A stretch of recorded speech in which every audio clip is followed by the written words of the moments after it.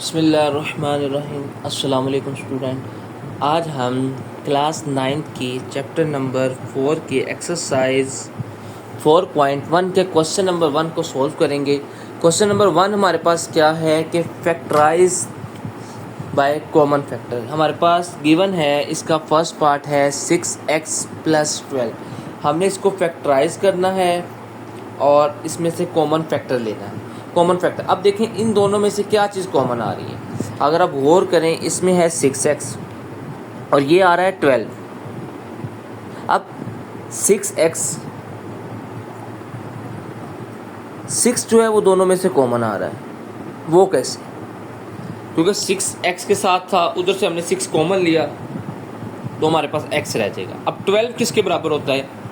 हमें पता है 12 बराबर होता है 6 × 2, यानी 6 को अगर हम 2 से मल्टीप्लाई करें ना तो वो क्या होता है? 12 होता है। अगर यानी इसमें से हम 6 कॉमन लेंगे तो इधर क्या बच जाएगा हमारे पास? जस्ट 2।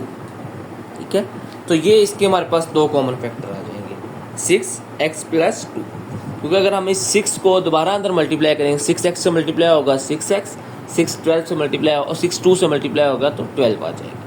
जस्ट हमने इसमें कॉमन फैक्टर लेने थे, हमने 6 कॉमन ले लिया। अब सेकंड वाला पार्ट देखें, अगर आप 15y² + 20y, पहले एक तो हमें नज़र आ रहा है कि y आ रहा है दोनों में, y तो कॉमन ले लिया हमने। और क्या कॉमन आ रहा है? 15 और 20 किसके टेबल में आते हैं? 5 के टेबल में आते हैं, तो ये 5 भी कॉमन आ गया। तो बाकी क्या रह जाएगा? 5 3 द 15 होता है, y रह गया, प्लस 5 4 द 20, ये तो y तो हमने कॉमन ले लिया, तो सिर्फ क्या रह जाएगा? 5y + 5y × 3y + 4। क्योंकि ये देखिए हमने इन दोनों में से पहले 5 कॉमन लिया, क्योंकि दोनों 5 के टेबल में आती हैं।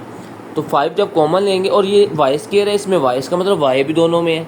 कॉमन वो डिजिट लेते हैं जो दोनों नंबर्स में या दोनों टर्म्स में, जितनी भी टर्म्स हों उन सब में जो वैल्यू होती है वो कॉमन लेते हैं। तो 5y हमारे पास इधर कॉमन फैक्टर आ गया। और जब 5y कॉमन लेंगे तो ये क्या बच जाएगा हमारे पास? 5 3 द 15 हो जाएगा, 3 रह जाएगा, ये y² था, y रह जाएगा।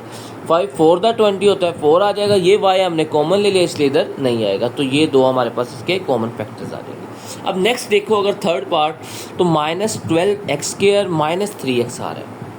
अब देखें इन दोनों में से क्या कॉमन आ रहा है। एक तो पहली बात जो कॉमन आ रही है वो तो इन दोनों में से कॉमन आ रहा है माइनस, क्योंकि दोनों माइनस में। अब और 12 और 3, यानी कि दोनों 3 के टेबल में आते हैं, 3 4 द 12 होता है, 3 भी कॉमन आ रहा है।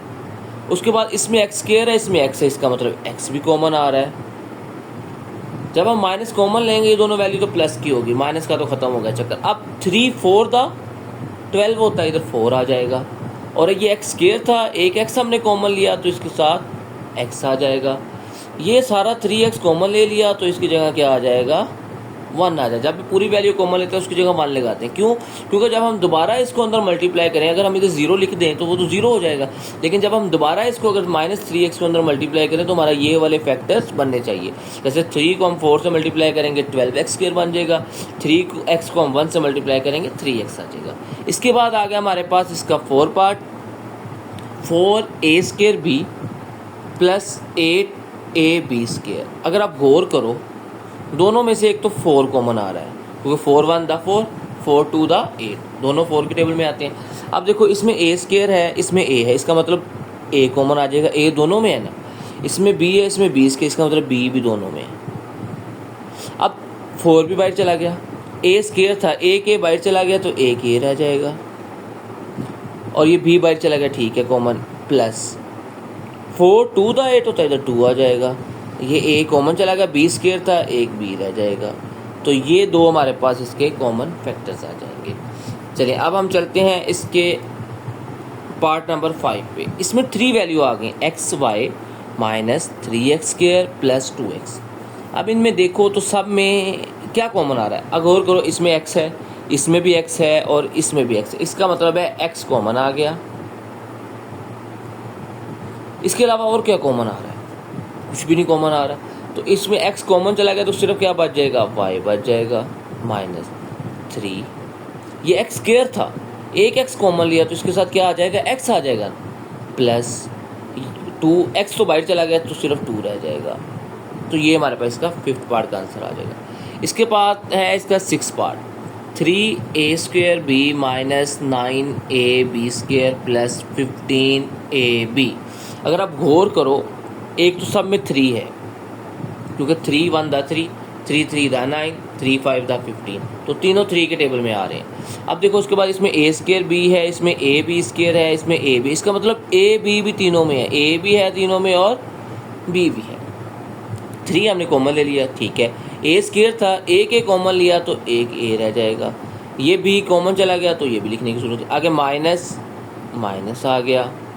उसके बाद 9 था तो 3 कॉमन लिया कि 3 के टेबल में 9 कहाँ पे आता है, 3 पे, 3 3 दा 9, ये a बाहर चला गया, b² था तो एक b रह जाएगा, प्लस 3 के टेबल में 15 कहाँ पे आता है, 5 पे आता है, a भी, तो दोनों बाहर कॉमन ले लिए हैं, तो ये हमारे पास इसका आंसर आ जाएगा।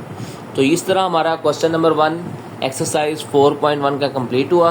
कल हम इंशाल्लाह इसका क्वेश्चन नंबर 2 और 3 सॉल्व करेंगे। ओके बेटा, अल्लाह हाफिज़।